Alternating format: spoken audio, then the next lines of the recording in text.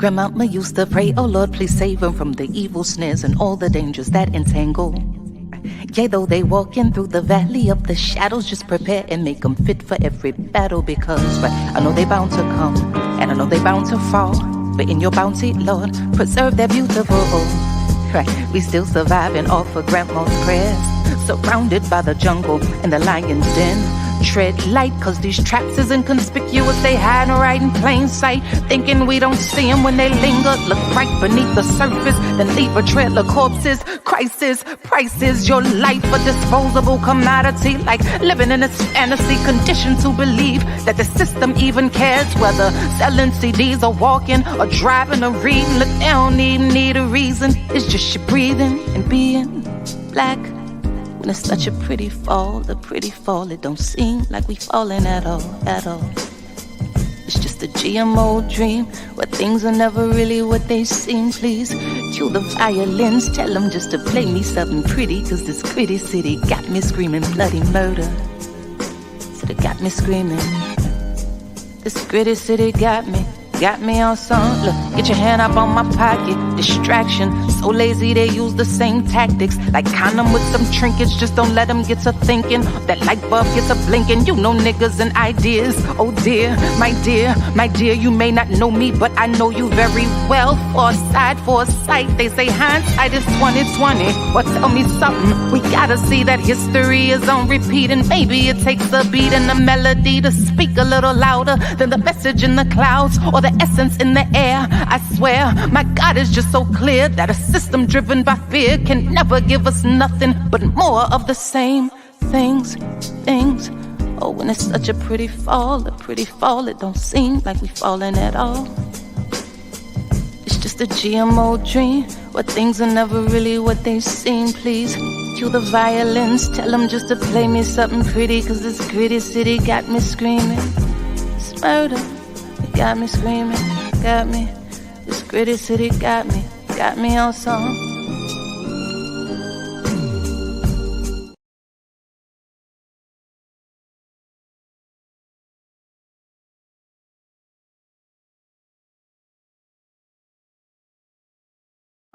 Hold on there. I'm just assuming y'all want more. You want some more? Sure, yeah!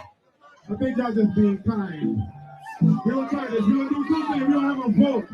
I know you fire upon democracy, you know. But the voice of the people is the voice of the Almighty, see. So if you've had enough, say thank you, Ras Kofi. So a couple of people had enough. If you want some more fire, say more fire. More fire!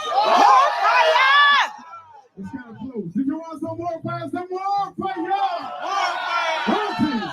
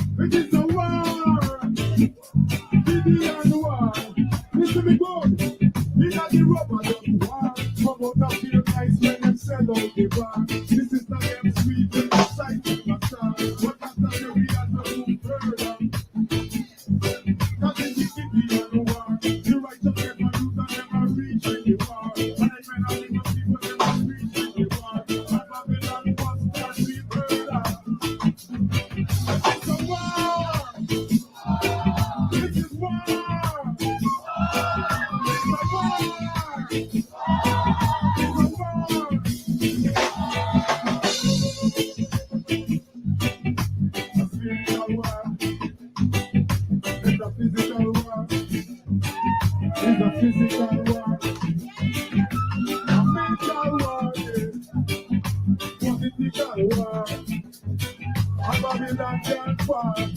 I and I triumph in war. Well, this is war.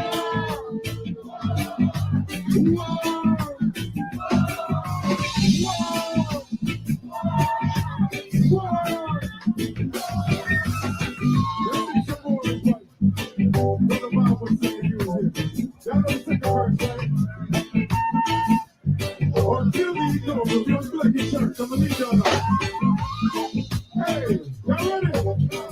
I said, are you ready? Yeah. Root and talk not tonight. Until it's over, I'm on a happy regime that hold our brothers in. Down in New York and New Orleans, over in Los Angeles and Guatemala, all over the world, man, is wild. Until there's no longer first class, second class citizenship of every nation. Now we're studying our creation. When it's a war, when it's a war. Let me get a baseline in the sign. I want to get a baseline in the sign. Yeah, big up yourself, keep up that name. Original war horse. War. When it's a war. Until that day, the dream of lasting peace, world citizenship, and the rule of international morality will be remain but a fleeting illusion. Will be pursued, but never retain. I want to tell you the truth, you. This song was popularized by Bob Marley. It's really the words of Emperor Haile Selassie I on his birthday. It's true. 1963, the leader of the United Nations. It's a war. Turn it up. Turn it up. Wow. Wow. Turn it up. It's a war. Come get some more food, yo.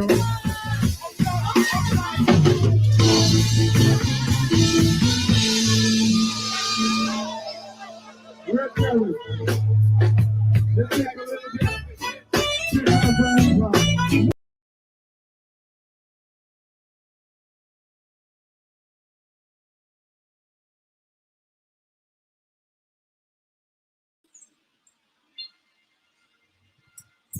Live and direct with my man Ras Kofi in the building. What's happening, Ras Kofi? What up, brother, man? Kalonji Changa. We're in the building. Yes, sir. Hey, this is a switch right here. Usually, I'm on your show. True. You know what I mean? And you be in control, man. You be hitting me hard too. So I'm glad to have you today. Hey, it is what it is, man. We're ready for everything. No doubt. Anything and everything. Yes, indeed, man. Good to see you. For folks who are unfamiliar, it's my brother right here, about 20 years, the farmer Ras Kofi. You know what I mean? Been putting in some serious work. You know, we just saw him performing at the Malcolm X Festival. You know, that looks like it was fairly recent, you know. Shout out to our sister, the flautist, Rashida, here in the background. Yeah, man. Yeah. Everybody should definitely go get that. She made the flute cool again in the hood 15 years ago, 20 years ago. That's right. So, as a trendsetter, and you know, that's how it usually goes, you know. The voice of the people is the voice of God, and then it comes from the grassroots, and then it spreads throughout. So we give thanks, but you know, much love to Rashida because she's been putting in the work for a long time. No doubt. So, man, I mean, I know you are currently out the country. I don't want to give your locale just in case, you know, people with WIC are looking for you or anything like that. You know what I'm saying, try to get the milk back. But we're definitely glad that you can, you know, you can hop on with us today on this monumental day. We talking about 79 years. It would have been a 79-year birthday date of one of the greatest African musicians to walk during our time, that being Robert Nesta Marley. You know what I'm saying? And you were performing on that stage one of the songs that, as you mentioned, some words rather that he popularized. So if you don't mind, let's talk about that. Let's talk about that speech, because you got to be a bad dude to sing a speech. Let's talk about that. Yeah, well, in short, that was actually a speech given by His Majesty Haile Selassie in 1963 at the United Nations. And it was a speech that Bob, Robert Nesta Marley, or we say Burhan Selassie, he took that in and he brought it into another form. You know what I mean? As a true artist does, because again, Paul Robeson is one of the people who said it so poignantly in terms of the role of the artist. And I can't quote verbatim right now, but I know it in my heart because I walk that way myself. It's to make. It's really to help the people to see the true narrative, to help to shape the narrative in a way that is more reflective of reality. You know what I mean? To reflect the voice of the people. And Bob Marley did that all his life. And I would say did only a formality, because I don't really rock with the speaking with him about him in past tense. Let's be clear, the flesh that carried him is in the ground, right? As African, as you mentioned, as an African musician, as African people, Africa is not monolithic in that sense, but there are some things that are very, fundamental to indigenous life, and especially in African culture. And one is that the spirit, the flesh is just a vessel for a while, but one is known by their works. It's only when one is not remembered that they truly die. And we can't even imagine Bob Marley, in that sense, being, a dead man. He's definitely an ancestor and all that. But I'm saying all that to say he really put in a lot of work. One of the things that I've had the pleasure in my 28, almost 29 years of radio, in terms of interviewing some of his peers, some people who walked alongside him and worked with him, musicians and everything, is that all of them said, I'm thinking of Daddy Uroy right now, also an ancestor, the king of all DJs, the king of all the dancehall DJs, the father of the DJs, the dancehall genre, if you will. But he said, reggae. Go ahead. It's no like accident to him that Bob reached where he reached. Big U said the same thing about it, because of his work ethic, because every day he put in that work. People, his testimony from anybody who knows him, whether it's some of the warriors, the street warriors that were all familiar with his place at Hope Road, and it was almost a place of peace and a watering hole where people could work out some stuff, to fellow musicians, to just around the globe. People would say the same thing about him. So I think one of the reasons that we are celebrating him still is because this is somebody who came and didn't just kind of willy-nilly do something, He really put in more than his 10,000 hours and came in a very short time. He was 36 when he was martyred. And I say he was martyred because he didn't die just simple. He was 36 when he was martyred. And look at the work that he put in. Look at the fact that we still celebrating him, I got to give honor also to the man who, as Miles Davis said, kept the family together. And that's Aston Family Man Barrett. We just recently heard of his transition, Sure. That's the man that's playing that bass on the Bob Marley song. And you ain't got to explain to anybody what bass means to some music, And Miles Davis was reported to have been viewing them one day, checking them out. I don't know if it was Madison Square Garden or somewhere. He said, that family man sure does keep the family together. That's right. That's right. These are people who really rose from the slums, rose from, as truly as the scriptures say, the meek of the earth. I'm sitting here now in a community. I wish I could pan their camera and let you see. But this is the type of community that would have given birth to a Bob Marley and so many other people. You know what I mean? And it's a community of working people, a community of people who are close to the soil. Some people in the capitalist world will call it poor people, just like the imperialist world is always labeled Haiti as the poorest nation in the world, without giving the other aspect of why that is, in a material way. But some of the richest people in the world, really, rich in spirit, rich in resilience and everything. So this is Bob Marley. So yeah, man, we give thanks, and I'm grateful to be here to just reflect on him for a moment. Listen, man, it's like when you talk Bob Marley, it's like you get high off your own supply. You know what I'm saying? Because Bob is one of those, I would say Bob and Fela Kuti. And definitely salute to Fela Kuti. We recently had Seun on. And I asked him about, why did he think Bob was more popular than his father as far as to the masses, to the mainstream. And his answer was, what was deserving, because he spoke of Bob as he wasn't bitter. You understand? He spoke about Bob as, as a almost in a prophetic manner, because we're talking about, like I said, one of the greatest African musicians. And I don't even want to just say musicians, because we utilize creative resistance, right? Yeah. I mean, when you talk about, I'm getting goosebumps because I often look at the parallel between Fela Kuti, Fela Nicolalo Kuti, and Thomas Sankara, the upright African, the upright man. Because Thomas Sankara credited Fela's music with inspiring the revolution in Burkina Faso. And we all know history has recorded what that revolution is all about. Right? I mean, they shared a brotherhood, with guitar. Thomas Sankara was a guitarist as well, That's something he did on his hobby time. And so Bob Marley, same way, not only did he play at the Zimbabwe independence, he was asked to play.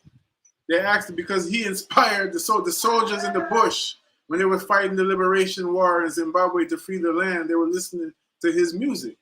Right. And the new government did not have the budget to be able to afford. He paid his own way for pretty much.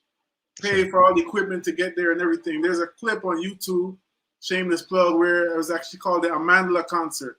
I think it was up your way, your neck of the woods, at Harvard Stadium, if I'm not mistaken, in Connecticut. But long story short, this was a gathering of cadre from the liberation movements in Southern Africa at the time. And they got Bob Marley. Dick Gregory hosted it. And they got Bob Marley to perform. Same thing, So this is more than a musician. And it's not no shade on a musician. Some people, that's their work, I feel like, it's a real gift. The reason I'm focusing so much on his work ethic, because, anyone, in my opinion, who lives according to their purpose and puts in, just focus on what they came to do, that's a gift to all creation, man. Man, listen, man, what you saying right now, listen, we don't even have enough time today to go into Bob Marley in full. You know what I'm saying? Because there's so many different, and you talking about 36 years, and you talking about folks like Thomas Sankara, who was 36 when he was assassinated, I believe. You look at the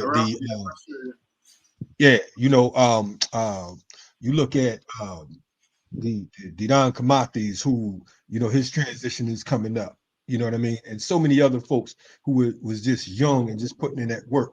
And when you talk about Bob Marley, you got to remember, like, interviews he did with folks like Mumia Abu Jamal, where young Mumia, a few years before his being captured and railroaded, you know what I'm saying? He was out there interviewing Bob Marley.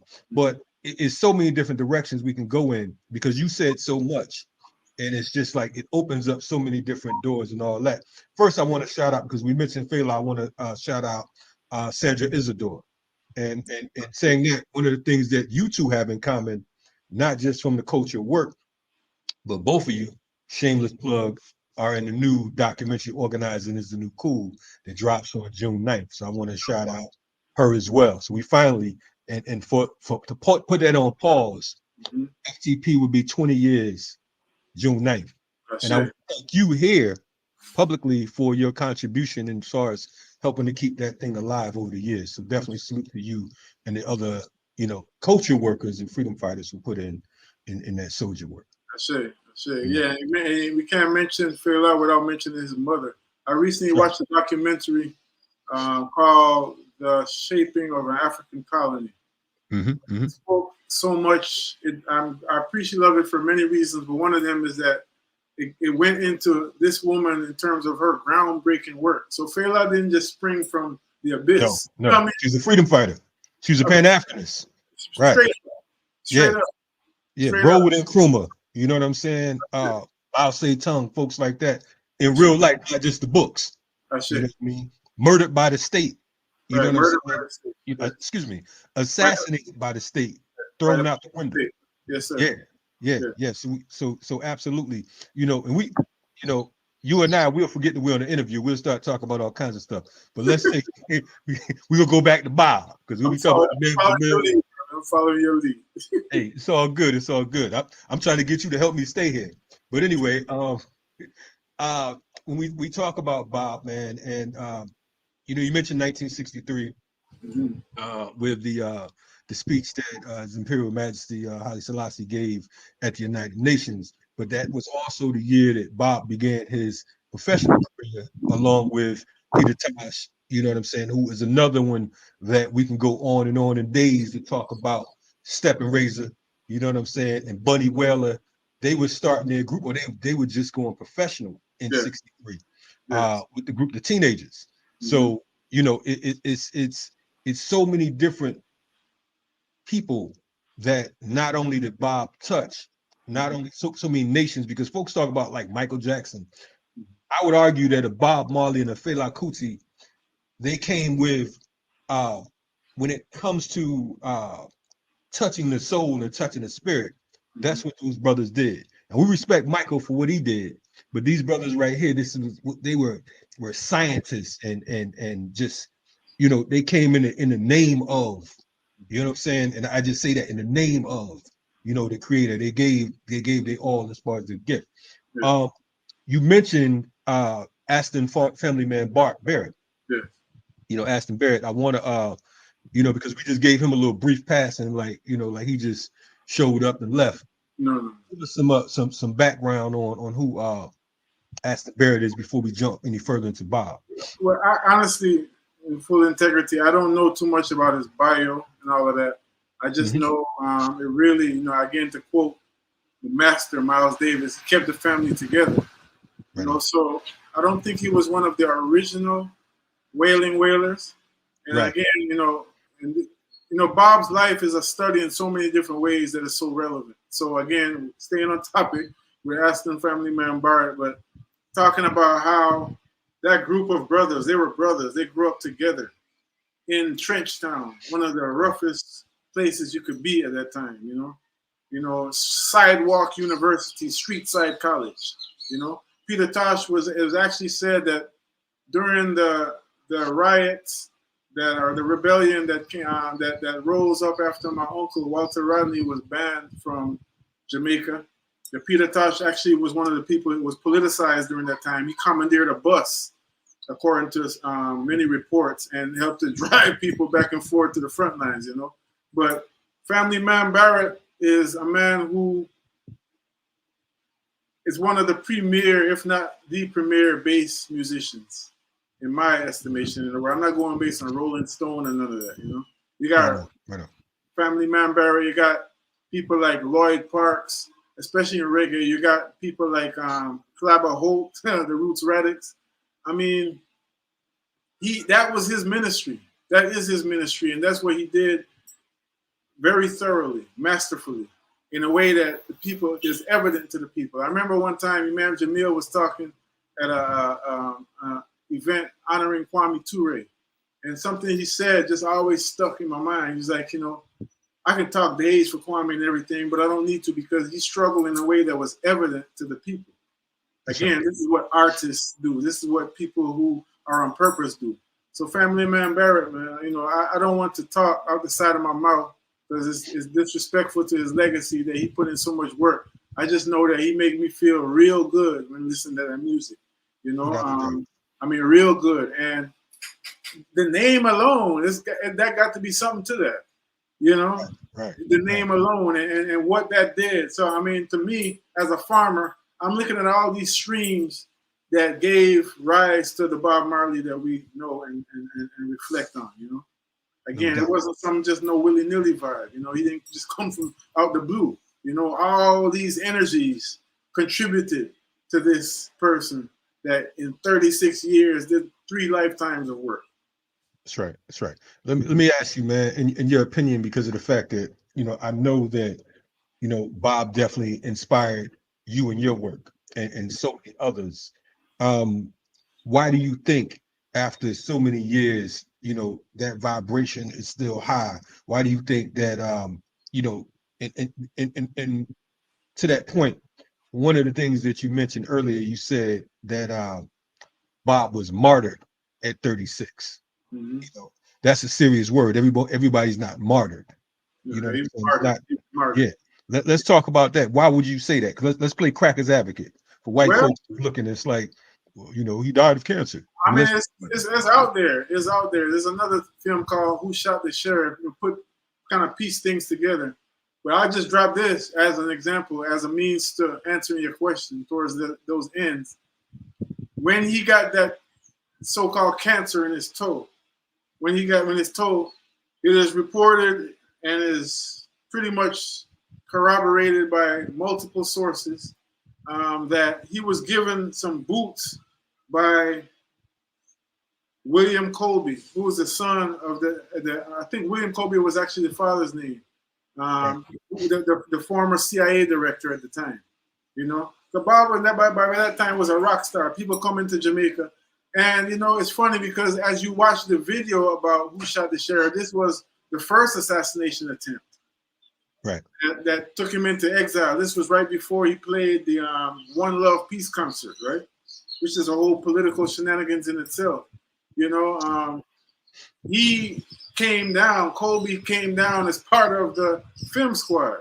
And he said they were going up to the hiding place where Bob and them was up in the hills after they were shot at. And they were ambushed, as he wrote the song later, ambushed in the night about, and they were, you know, vibing on whether or not to go forward with this show. He said, well, I just thought it may be a good time to tell people that my son was the director of the CIA. And it was just kind of brushed off. And I have a problem with that because that's how we're very forgetful people. If the son of the father, you saying the father, son. The father. Carl Colby was the father's name, if I'm not mistaken. Right. Correct me if I'm wrong, but the son gave Bob a boot, and when he put on the boot, he said, and his toe was never right. It was a carcinogen. It was a needle that contained a carcinogen in the boot. So it wasn't all like he busted his foot playing football and infection set in and all that foolishness. They try to, you know. And so the truth, just like we don't want to go there, you know, we stay focused on what we're doing here. But what if you look at the mass media right now, this is the time of truth telling. This is the time of revelation. The truth is going to come out now, like it never did before, you know. And so the only safe haven is to do good, do good and live. You know what I mean? Deal with, you know, the integrity. So what happened after that assassination attempt was that whole injury and everything, and that was when to move forward to the last days, he was sent to a clinic in the mountains of Europe. I believe it was in Switzerland, and they didn't know at the time that the doctor Joseph Eisels was an ex-Nazi war criminal.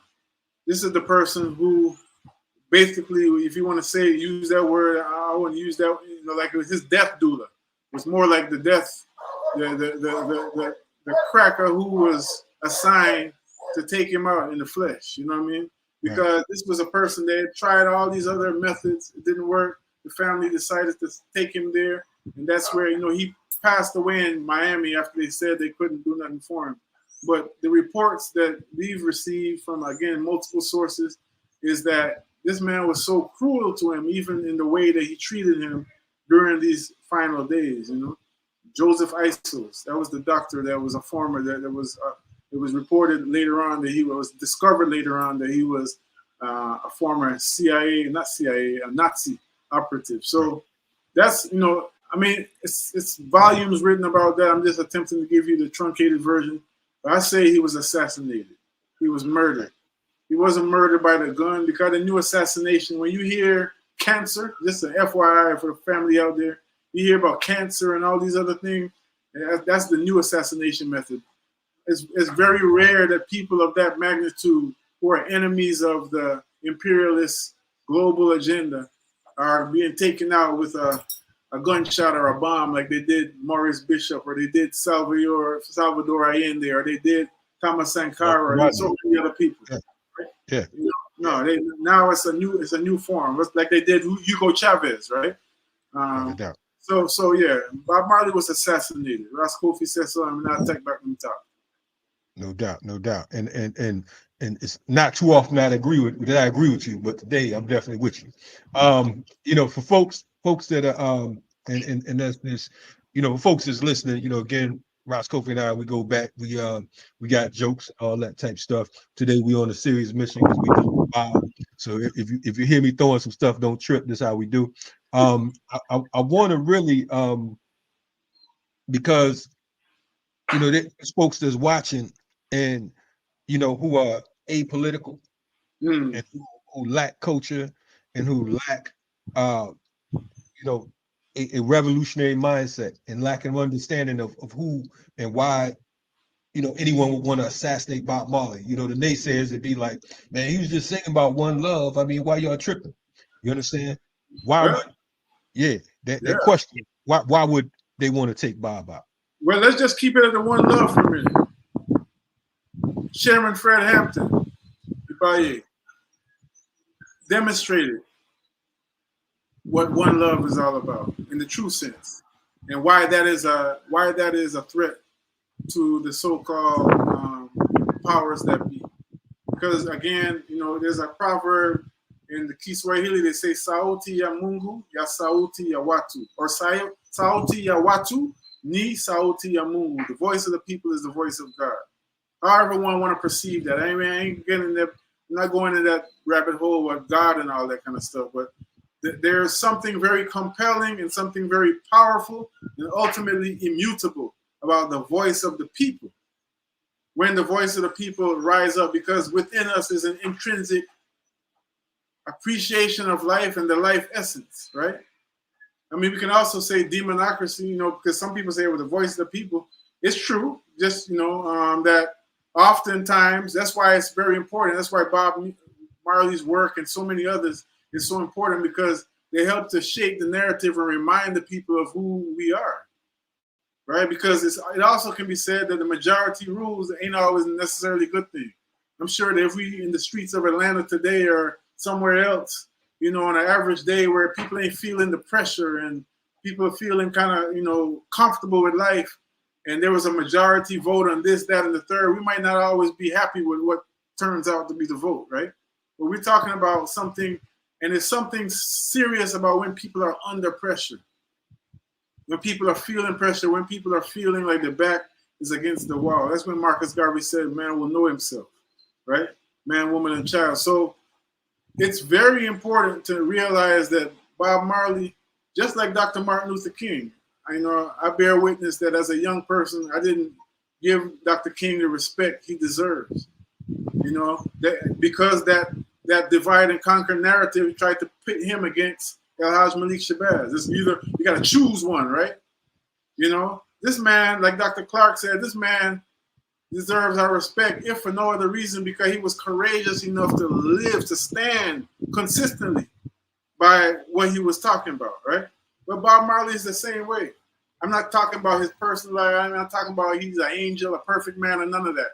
And I'm saying that, again, for the naysayers, because we often tend to go there, well, you know, blah, blah, blah. No, I'm talking about the fact that he lived and demonstrated through his works, through his music, through his consistency, through the way that he dealt with the political machine in Jamaica and other places, through the way he dealt with the street warriors, he consistently displayed what Rastafari is really all about, which is love.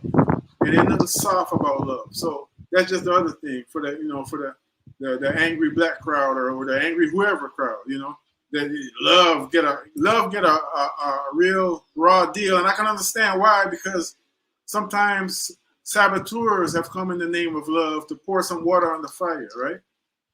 However, just like herbs are not the alternative medicine, it's the modern medical system that's the alternative. Herbs and the food of the earth is actually the original medicine. Well, we have to redefine and take back the definitions of what belongs to us. Love is actually a burning fire. Love is a hot fire. You know what I'm saying? And ask our grandmamas about that. Everybody got a grandmama. Everybody got I got a praying grandmama or a grandmama who would just look at you and look right through you, but might have had that's just what it is. I'm using grandmother because the black woman in this world, in this modern world, has been far and wide a great example of what love is in action, because love is an action verb. It's not, we're not just talking about the sentiment, oh, baby, I love you and all that. That's cute and everything. We're talking about love is acceptance of one in the way that they are, the way that they naturally come. Love is wanting for your sister and brother what you want for yourself, like the Prophet Muhammad said, peace be upon him. That's what love is, and all of that, and then some, you know what I'm saying? But love is action. So yeah, it's very much reasonable. It makes perfect sense to me. Just like John Lennon. I mean, we can go on. It makes perfect sense that a person who is bringing people together is absolutely a threat to the people who thrive based on the divide and conquer tactic. Divide and rule has been the name of the game for centuries now. So someone who is bringing the people together, and I just don't know kumbaya vibe, but on a focused purpose, to say, yeah, we got to get up and stand up for our rights. We got to, we got to free the plant, not just the herb, but the free creation. We got to free up the land and bringing people together in a one groove where they can appreciate love that while dancing to music, which is one of the great catalysts of the human spirit. Of course, Bob Marley is an enemy of the state. So and that they're just talking. They're just sticking with the love thing, Just sticking with the one love, because just like Dr. King has been sanitized, Bob Marley. People try to sanitize Bob Marley, Dr. King has been sanitized and reduced to the "I have a dream" or "I've been to the mountaintop."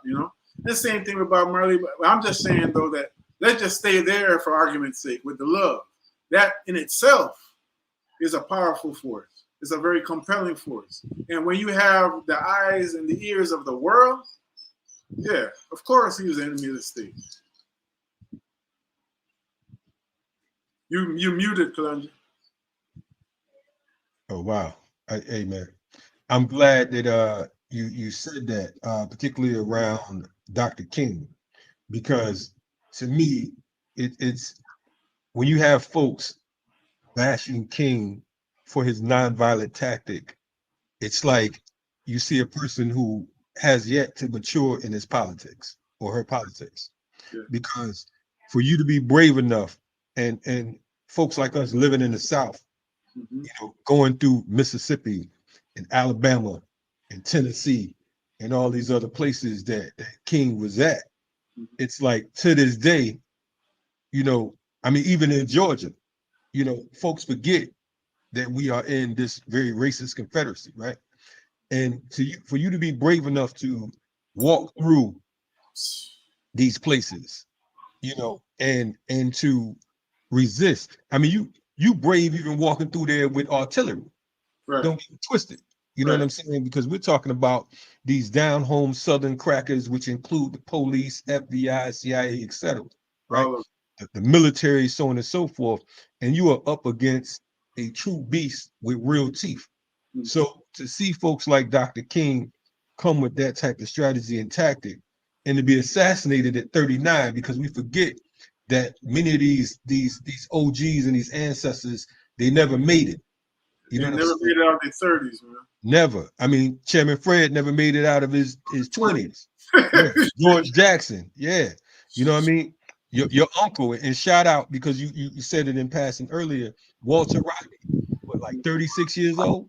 You know what I'm saying? So we're talking about Che Guevara, 39, same thing. Malcolm, 39. Patrice Lumumba, 36. You know what I'm saying? And we could go on and on. Frantz Fanon, 36. So when you talk about the essence and you talk about freedom fighting, folks won't even understand when we're talking about a Bob Marley and you're saying that he left this planet at 36 and that he would have been 79 today. It doesn't even seem, it doesn't compute, because his catalog was more than just a catalog. I want to touch on his politics in Jamaica. Yeah. Before you go there, Kalonji, it's something you asked me. I just want to make sure I add this part to it in terms of why this music's still relevant. Yes. The great poet Muta Baruka was recently in Atlanta, and he said something very profound. He's like, you know, there's another side to the coin, is that, you know, it shouldn't be relevant. It shouldn't be relevant at this time. He should be able to take his grandson to a museum and say, yo, this was Bob Marley, and he used to sing about get up, stand up, and all that. And his whole point was that, you know, there's something that we got to keep on pushing the envelope. We got to keep on pushing the fire. We can't just be complacent in our revolutionary slogan. Even Bob Marley sang that song, can't take their slogans no more. You know, it should not be relevant. So there's that too, but it's absolutely relevant. It's absolutely relevant. It should not be relevant because humanity, if we listen to these people who come and give their life, man, who sacrifice everything, long before they become martyrs. A lot of them lost their families. A lot of them lost their, you know, they could not, you know, just to use Walter Rodney as an example, he could have been a government minister somewhere. He could have been, you know, the chair of any political science or, you know, history department in the world in the university. Just as an example, people sacrificed all of that deliberately and said, no, this is first. Not because they got a martyr complex. I heard a speech with Dr. King the other day. He's like, yo, just be clear, I don't have no martyr complex, right? So this is just my message to the family out there. We do our soldiers a disservice when we don't pick up their gun on the battlefield, especially those who shed their blood. And when I say pick up their gun, whatever it is that they was into, like Dr. Ando, he wasn't assassinated, you know. Dr. Ando is an herbalist who put in his hours and days and nights studying how to heal our people with the earth, you know. Bob Marley with his music and his politics, as we're getting ready to talk about. So that's just the other part to it that I think it was a really profound point. It's like, why is it relevant? Because it still is, because the conditions still exist, because humanity is not advanced to the point where we have the capability of, that's the key word, we have the capability, we have the potential, right? And so it's just a thing where it's not enough to memorialize Bob Marley and say, yeah, man, happy Bob Marley birthday, and be an event-driven people and just wait till the next disaster. And, oh, what would Bob say? It's much more appropriate to take a page out of the book, whatever inspires us, and use that in our own way with our own shit. You mentioned Dr. Ando real quick. I know I asked you another question, but you mentioned Dr. Ando. I want to definitely hail him up, one of our premier agriculturalists, scientists, farmers, etc. I had the honor of being in San Diego with with your favorite auntie, Mama Makeda over there, and on that land. Yeah, on that land, she has a section, a garden named after Dr. Ando. Yes, and to walk in there, someone was giving me the joint.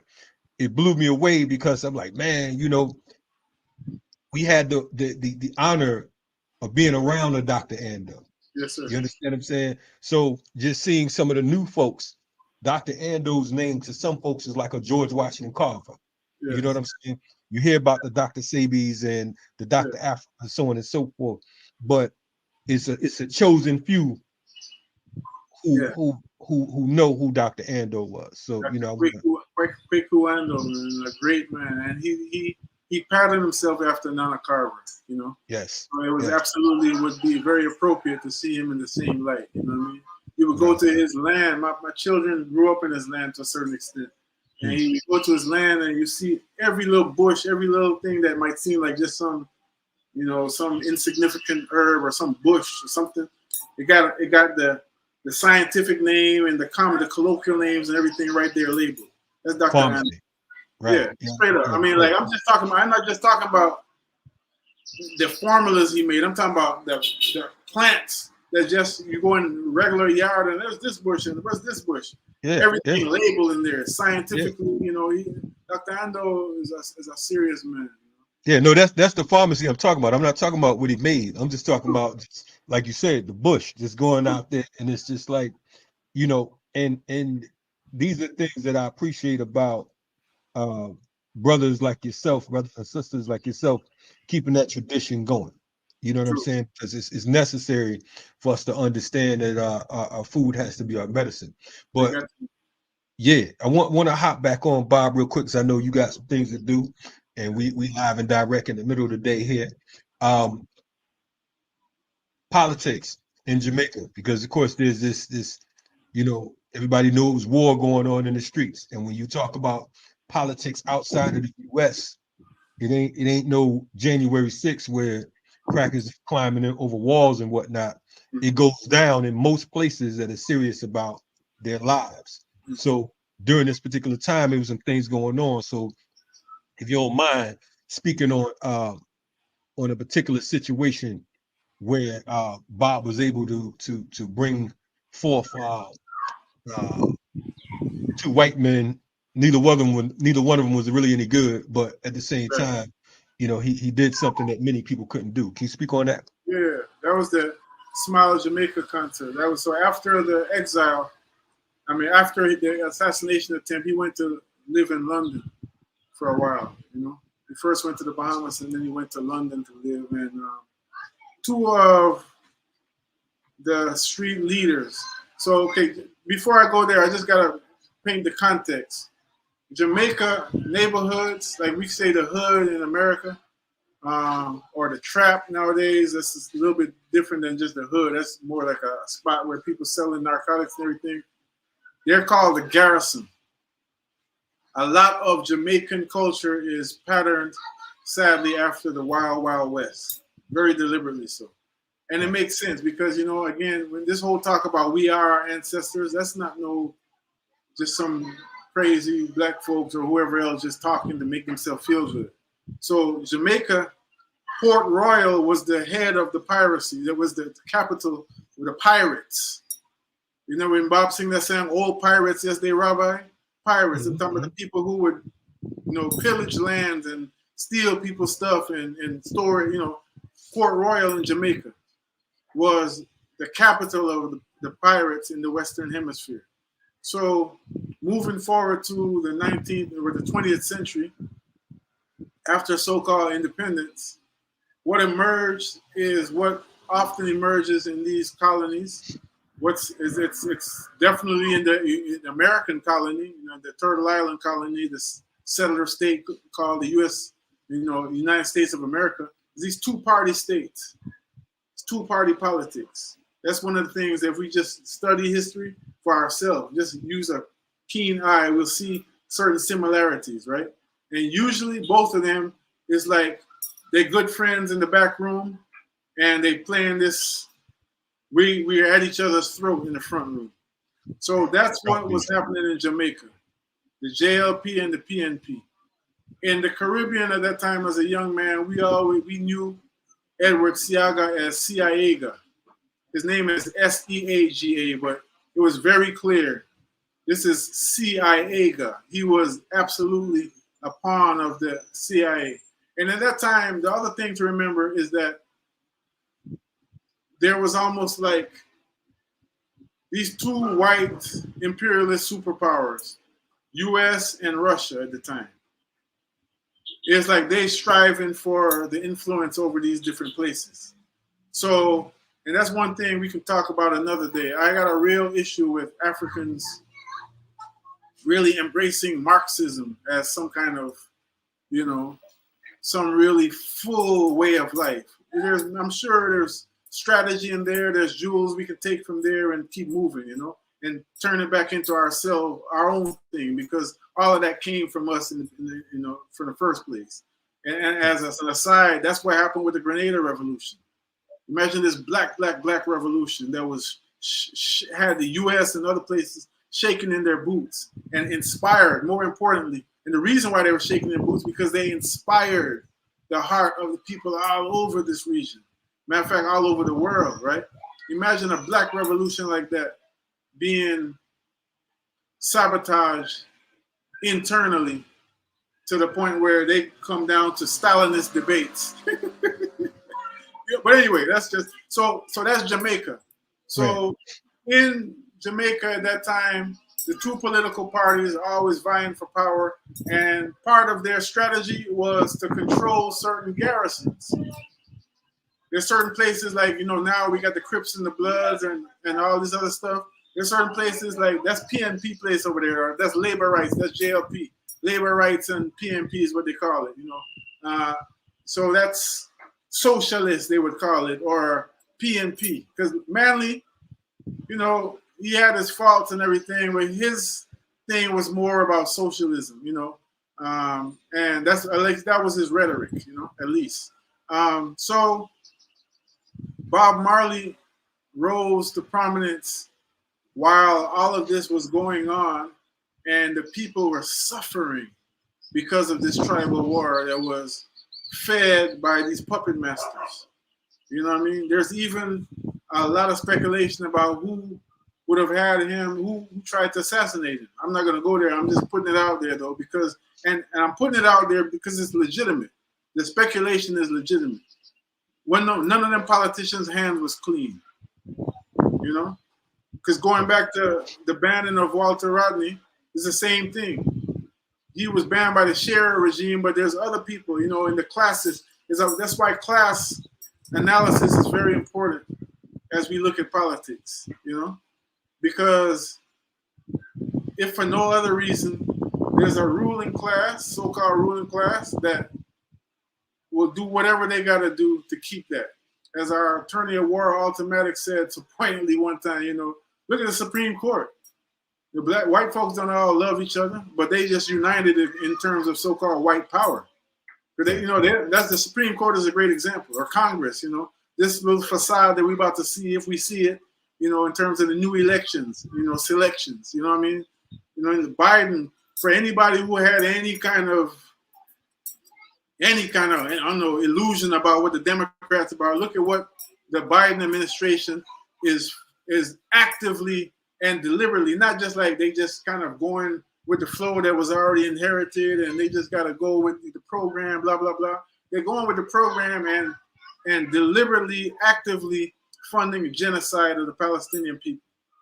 And we start talking about Congo and Haiti and Sudan and all that. That's Democrats doing that, just like their Republican counterparts. So I'm using that parallel because it's the same thing in Jamaica. JLP, PNP. So Bob Marley as a voice of the people. And the thing about it, you mentioned Peter Tosh earlier, you know, and it's difficult to leave him out of the conversation because he reportedly was the one who taught Bob how to play the piano. And later on, you know, after the breakup, after the Chris Whitewell induced breakup where Bob was put in the front, you know, and his brothers were left behind, you know, in that sense, Bob was more promoted as the soloist and everything. You know, they played on the divide and rule thing. They got together. Peter Tosh heard that Bob was on a show out in California and came up right when Bob was coming off and grabbed the mic, sang his version, his verse of "Get Up, Stand Up." You know, and later on, you know, Peter, to quote Peter Tosh, you know, they were dapping up backstage, because this was a surprise. They supposed to be at war, you know, and got beef and all this kind of stuff, you know. And he said, yeah, man, the Pope feel that one. Back to the love. Unity is strength. It is a serious thing. So in Jamaica, he became, first of all, he was a person that they were all attempting to get on their side. So even the whole the One Love Peace concert, or the One Love Peace concert was an initiative that was brought to the forefront by Michael Manley's regime. And so as soon as Bob agreed, it could easily be skewed as, okay, well, he's a Manley supporter. Right. Bob was made it clear, this ain't about no politics. So when he came on the stage 3 days after the assassination attempt and, you know, exposed himself to gunshot, anything, and showed the people his battle wounds, he was like, yo, first of all, this ain't about politics. This is about bringing the people together. But, you know, as he said, never let a politician grant you a favor, because they was always try to control you forever. And that's something that's true, whether we're talking about local politics, all politics is local. We're talking about international, I'm talking about from Atlanta to Atlantis and everywhere in between. Yeah. You know what I'm saying? Yeah. You know, that's what it is. So in a nutshell, he became somebody, he was prime property, prime real estate.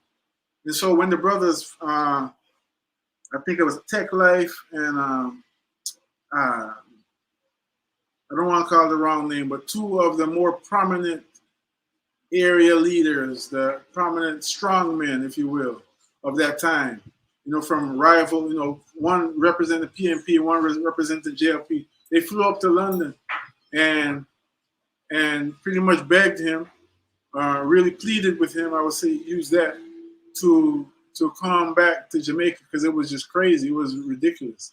And Claudia Massap and Bob were friends from a longer time, you know. Just like, you know, the biblical Christ, you know, who is often sanitized into this whatever, you know, if you follow that, whether it's a literal story or an allegory, he was known to hang around the thugs, the thieves. Right. You know what I'm saying? So this is the same kind of revolutionary spirit, you know. We didn't come to preach to the converted. We come to show the soldiers who got real heart, real life pumping through their veins, you know, feeling the pressure every day, how to get themselves out of being pawns and now come liberate ourselves. That's been the narrative. That's been the golden thread, if you will. If you look at the Panthers, if you look at BLA, if you look at the Sandinista in the early days, you know, because something else going on now. If you look wherever you want to look in the world in terms of effective revolutionary politics, it's always been to speak to the meek of the earth, because there's something there beyond the poetry of the meek shall inherit the earth. There's a reason why that scripture is a scripture, right? So yeah, Bob Marley became, you know, he was very much the person that everybody was attempting to get to be their mouthpiece, you know what I mean? And unfortunately, these days, a lot of reggae musicians have gone back into that, where they'll do a PNP or they'll do a this and a that. You know, they just align with the political parties. And it's that same two-party system, you know? And we're seeing that in the States right now with, you know, people doing things for the Democratic Party and the Republican. I don't have no time for any of that. I'm very much, my own spirit is one that does not seek to condemn anyone, especially who is acting out of ignorance. And I would say that there's some things that we just don't have space for in this time. And one of them is being apolitical. This is not the time. It's too late in the game for that, because everything is political. Everything is political anyway. So that don't mean you got to jump on a bandwagon and you got to study political science in the school and everything. But we do need political education. And political education, for me, when I say we need political education, we need to understand the dynamics that politics really is. We need to understand what that whole scenario is all about, beyond the parties and the legislature and all that. The essence of what politics really is, you know. Right. Just like Wade Noble said, you know, power is the ability to define phenomena and have other people accept that. politics is in that vein, real politics, right? So yeah, Bob Marley just so after he came down and he brought Siaga and Manley together on stage, Peter Tosh was eclipsed that night because that was the big moment there. But Peter Tosh gave them a tongue lesson for how they dealt with Rastafari and how they dealt with the poor people and all that. In the same concert, he was on that bill too. But it was symbolic though, and Peter Tosh, I gotta mention him because he sang a song called Peace Treaty. People can look that up and hear the words, but in essence, he said, who signed that peace treaty is now living in peace, resting in peace in the cemetery. Not because he was against peace, but peace void of justice is just a facade, and that's what's happening. So we still got the same foolishness going on. Why? Amen. Because there was a symbolic moment, and there's no shade on Bob at all. Bob did his part. He gave them the opportunity to bear witness to who they really are. And now the world knows who they really are, right? But yeah, that's what he did. So he came and had, he did the Smile Jamaica concert, and violence kind of quelled for a while, but it went back into some even worse. Because these politicians, there's one thing that can be said about so-called Latin America and Africa as well. Most of the world, as you were saying earlier, and unfortunately, we're gonna see it get even more rugged. And in the United States, it's gonna be, it's gonna be one of them third world countries in a quick minute. Is that these politicians, they don't play the piano. They are out in it to win it, and they leave no stone unturned. They're bloodthirsty, and they're pawns, but they are allowed to be pawns with impunity. Bloodthirsty and really murderous is the word I want to use. Pawns with impunity. They won't escape the real judgment, but they're able to function in this way.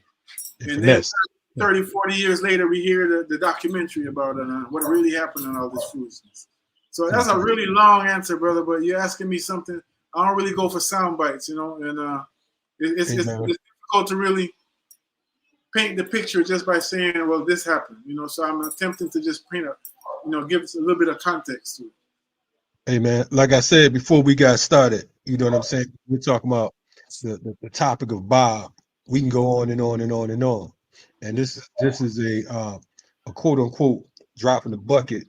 And I'm gonna petition for a part 2 of this thing. You know what I'm saying? Maybe when you get back, we can do a sit down round table type situation, because I think that it's important for us to really go beyond just identifying the cultural workers as artists. Yes. You know what I'm saying? Because folks get confused. And I think to as far as what we do, it is a necessary component. You can't have a true liberation movement without inspiration. You see, people get involved through inspiration, aspiration, or desperation. It is because of folks like Bob Marley's and the Fela Kuti's, etc., that we are many are inspired to carry on. You know what I mean? With us coming up, we had, the Public Enemies and the X-Clans and folks like that for our generation. You know what I'm saying? You had those before them and you had those after. And we can go on and on and on naming, right?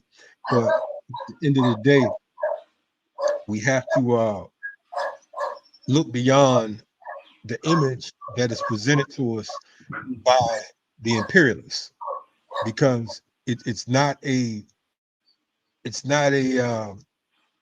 era that Bob Marley is held higher than a Peter Tosh, just as a Malcolm X is held higher than a Martin Luther King. Yeah, real talk.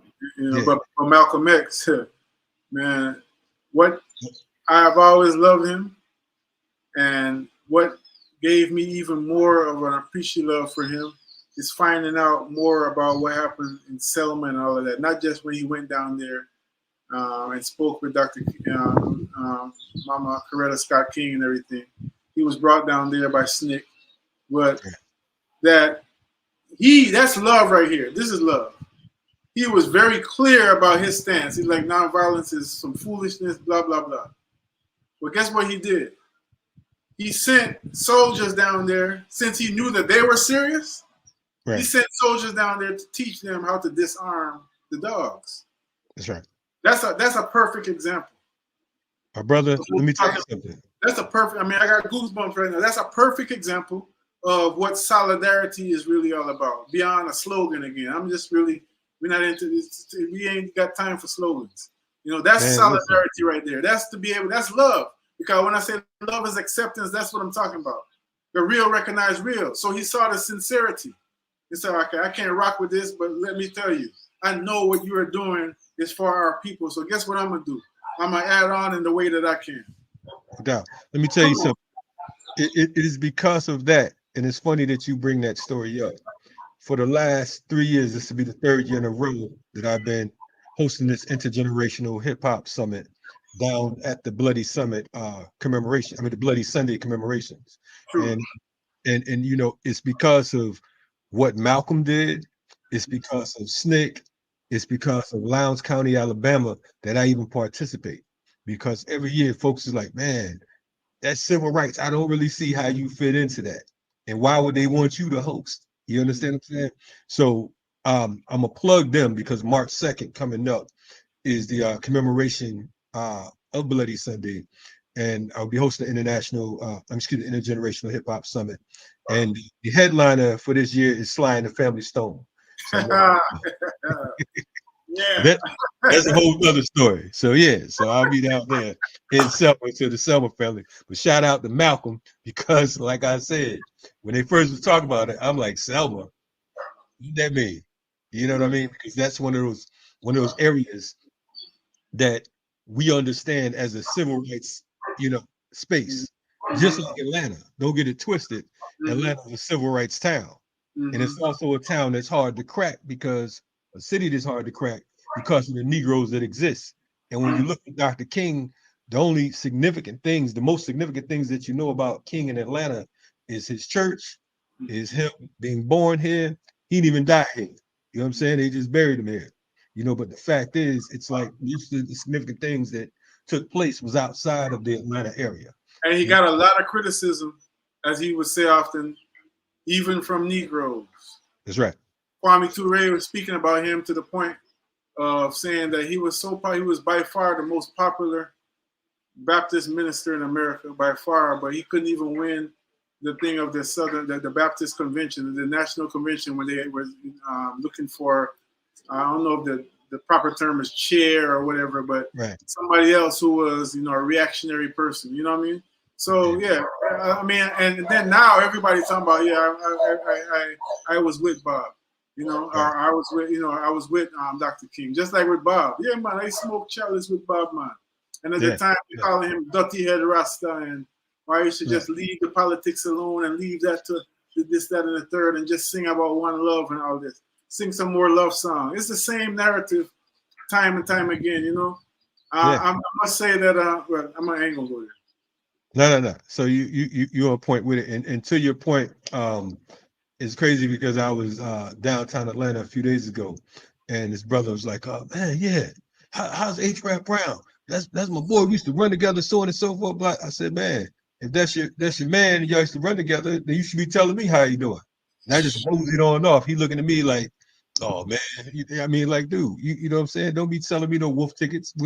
We don't acknowledge movement dropouts. You know what I'm saying? If you say you was down then, the war ain't over, keep on moving. That's how we do around here.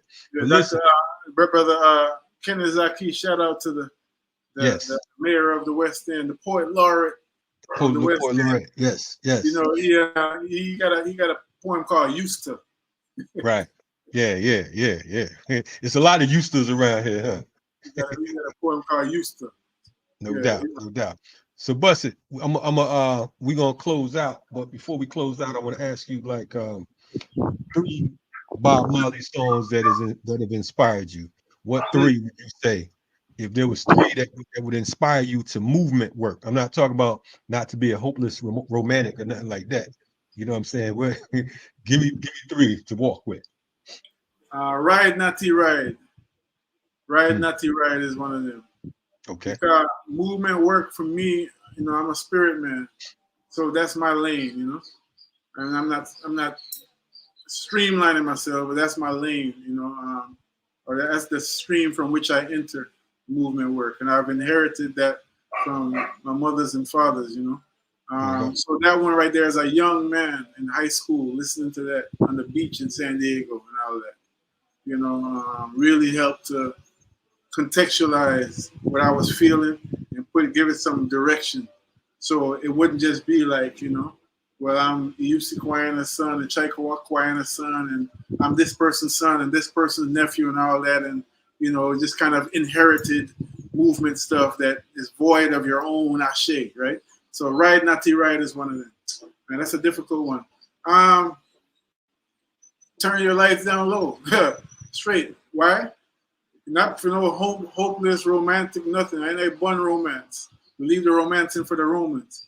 However, if we are not linked up with our other half, then we fighting a losing battle. Right. So that one, that's a real one right there. So I'm just saying, as a soldier, as a warrior, that one right there has helped to, because, again, to quote our attorney at war, Ultimatics, I was going through some rough times. I'd just been divorced from the mother of my children and everything. And I was talking to him. I would take counsel with him very often, based on the introduction from our beloved Karen Marie Mason.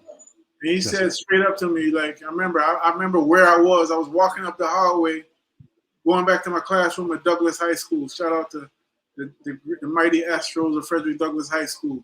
And he said, oftentimes we try to save our people and end up losing our families. So for me, that's something that is very, very, very, very integral as part of this work. Yeah. The third one, sure. I can't. I don't even know. I mean, there's so many. I would say, just for the sake of what we're talking about now, slogans. It's not as popular. It's a song called Slogans. Can't take the slogans no more.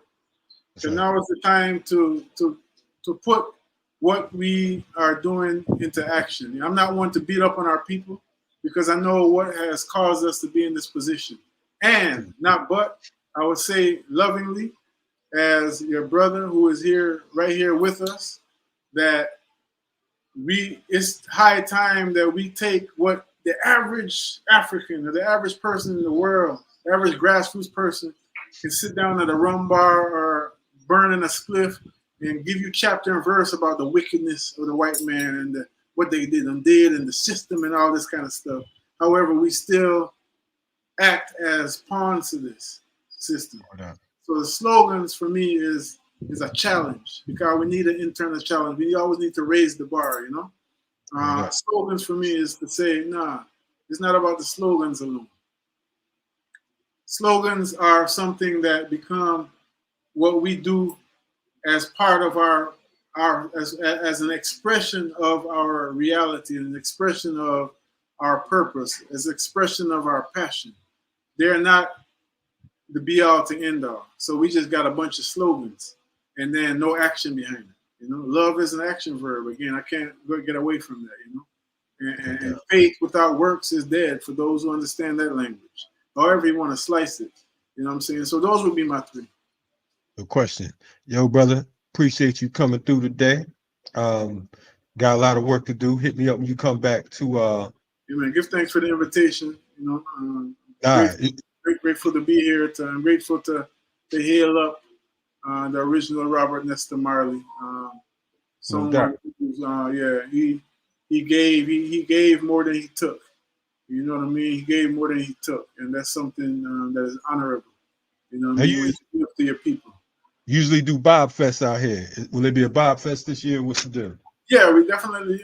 But Bob Fest has moved from more of the February commemoration to Actually, our main event is the Zimbabwe Land and Freedom Party. So we looked at significant times in his quote unquote career, in his ministry, when he and attempting to practice what we preaching, to bring out the essence of that. What was beyond all of this? What was beneath all of this?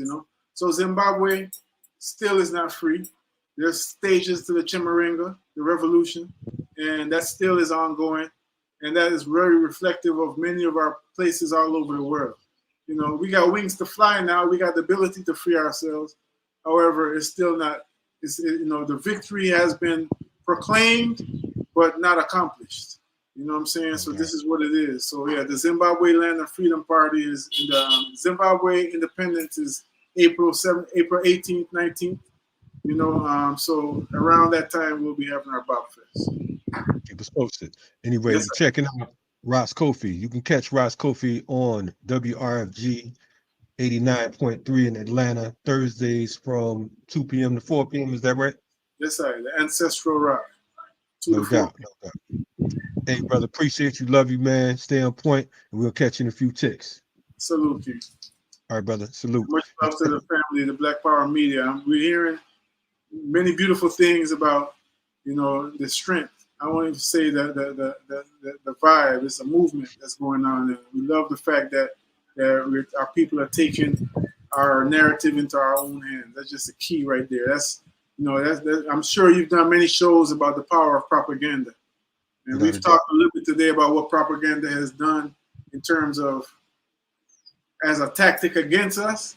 I'm here to say that propaganda is also one of the things, as our brothers Dead Press said, proper propaganda. It's one of the things that's a very much of a tool of our liberation process. No doubt. We're going to win in spite of ourselves. Stay on point. I'm going to catch you in a few ticks, my man. Sure. You're checking out RSTV, Power Media. That was a man, Ras Kofi. We're going to leave this joint. As I mentioned, Organizing is the New Cool will drop on June 9th, 20th anniversary, Ras Kofi. June 9th. Make sure you all check us out. We'll be on point. We're going to leave you with can't play no Bob because unfortunately, YouTube is taxing and his estate, they be doing that thing. But we're going to leave with something that you can dig from Organizers New Cool. We got an oldie but goodie, Rap Siafu. Till next time, support our movement.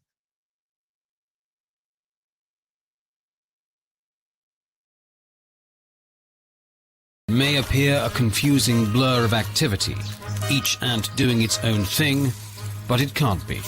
Somehow the ants coordinate their actions so that large insects are overwhelmed, killed and carried back to the base. Peers is dying and my people are suffering. The money's still low, you should see how they budgeting. Watch what comes out your mouth. People are suffering. It's elementary, they want us all gone eventually. Peers is dying, people are suffering. The money's still low, you should see how they budgeting. Peers is dying, and my people are suffering. Cause the money's still low, they want us all gone eventually. I swear to God, living in this economy's like a robbery. The government taxing me when they owe me for my property. You niggas act like you happy to live in poverty. When I feel like a king, they gotta make these fools acknowledge me. I'm royalty and loyal to the feeling of it. The contrast make it look thuggish. We talk, walk, and look rugged naturally. Nothing sad to see, we all a part of this tragedy. I'm mad at you, so why you mad at me? We headed for the times of the 9, watch out 6. Sun cycle on the rise, moon cycle out the mix. Living on this planet of the snakes and the crucifix. Pardon self as I unk my way through, marching with my A-boom boom, making my debut. Like great balls of fire, nothing could save you. In these replenishing times, I honor my dead, making my ancestors proud when it's off with your head. Does my pencil possess potential to change mentals? Yes. Sure what you pen in this pack with the essential less. What is essential to keep it the sharpest against you? Yes. What is essential to keep it like a temple? Blast, alter the temple, keeping the beat simple and fresh. While they whimper and rest, I'm intuition like the simplest gas. Into tradition, I'm on a mission until I transition to give the up and coming a better existence. I seen a beggar scorn start reaching for a point or two. The older we get, it switches up the point of view. And they anointed you, leader of the free world. Desolate minds refined to the B-girl. The most benevolent is evident who I be. Graffiti on the wall, the crew, Drew Ali. Zoo to our key, shifting on the paradigm. Raise the vibration, then go prepare the mind. Define magnificent red gem, dig deep. The omnipotent, all-seeing, I just speak the game plan. I pray for niggas, amen. Fat Sharpie, spray can, I'm made man. With suede fans, no street skating, no beat taking. For Pete's sake, he's a beast quaking, the scene shaking. No mistaking, the ants conquer the elephants. FTP, RBG, the rest develop.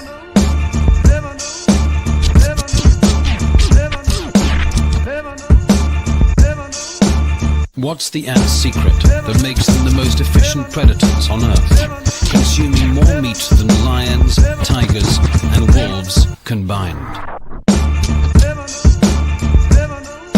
I'm way medicated, puff lying, lace sedated, and stay dedicated to culture that created the essence of the lessons now delivered in my presence. Kalonji called upon me, so now I pose the question: how is it that the blacks came in whips and chains, having nothing else to lose and everything to gain? Now niggas entertain for some whips and chains, a white dame and some fame. Is that shit not strange? It's kinda hard holding down your dreams when you blacking in America with institutions set to bury you 6 feet underneath dirt for deadbeat disciples. Psychological when making those ends meet and needs be. A hand feeds the other teasers. Gather thoughts, grab the Gatlin for good reason. In between success, devil's greed, a pine box, a mind jogs elusive. And why I come off in camouflage, can't say cloth. Eating lentils and vegetable broth, but I ain't never been soft. Leading the lost and forsaken by any cost, bones aching, working hard, trying to bring home the turkey bacon, breaking laws of gravity. Fuck with the family and watch me savagely crush craniums and chest cavities to pray for the casualties. Cause my anatomy is naturally, casually composed. This is self-construction for the soul. I'm black dynamite, I'll blast you with my nitros. Spit a dope piece with a gold piece in a book with 5 disciples. We channeling boot mind, the revolution sparker. With 8 bars, cigar smoking, some dark room on the altar. Watch the daughter work a mojo, walk the stage without a hype man. Electric verses turn the great crowd into light rain. Flood psyches with an ill beat and some brain food that's got hot. Fly wisdom, call saucy, the enlightener, that's side rock. 2012 and times are different yet the same. Nowadays the number of prisoners behind the cage outnumber amounts of those enslaved during the trades. The shame we killing ourselves over what set you blame. Getting shot instead of hang. Nothing changed but a better except the cheddar of corporate profit to gain. The more money in pocket, the more people in chains. Unite niggas who bang, destroy their main aim. It's all connected, form a web like an Anzi. It's the people, Siafu is the army. Start a top contender, oil plots a new agenda. They even breathe on the track, sucker empty for dinner. All that garbage I penning, this right here's the ending. Words to venom, getting them wrapped in Egyptian linen. Coming for head, this rapper, Kali will shake the rafters. Only thing standing after, walking natural disaster, rapture.